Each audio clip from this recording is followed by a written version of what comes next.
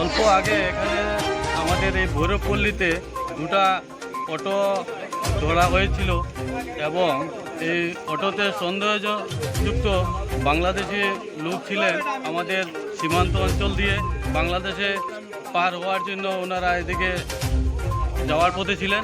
এখানে স্থানীয় একজন যুবকের সন্দেহ হয় এবং ওনারা এখানে ওনাদেরকে আটক করে জিজ্ঞাসাবাদ করেন। তারপর দেখা যায় যে ওনারা বাংলাদেশ যাওয়ার পথে ছিলেন।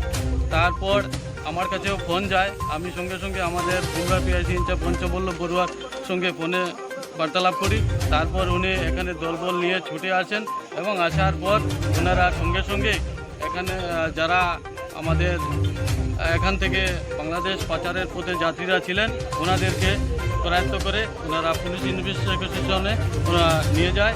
এবং আমি প্রশাসনের কাছে আমি এটাই আশা রাখছি ওনারা আমাদের এখান থেকে যে সিন্ডিকেট যেটা চলছে আমরা শুনতে পাচ্ছি বিগত কিছুদিন ধরে এই অটোতে করে বাংলাদেশে পাচার হয়।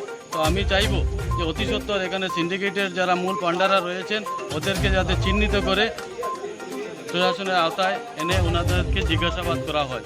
আমার জানা মতে এখানে আমাদের দুটা অটোতে কমসে কম 15 জন 16 জন বাচ্চা বৃদ্ধ বালিকা মিলিয়ে হবে। আর ওইখানে আরও 3টা অটো রয়েছে, মোট মিলিয়ে হবে এখানে 30 জনের মতো হবে।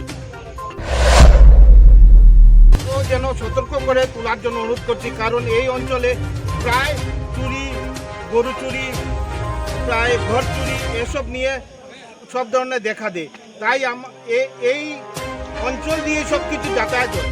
আমাদের বর্ডার আছে, বিএসএফ ফোর্স আছে, কিন্তু আমরা কোনো সুরক্ষা পাচ্ছি না। আজকে 5টি অটো ধরা হয়েছে, দুটা আমাদের ভৈরবপল্লী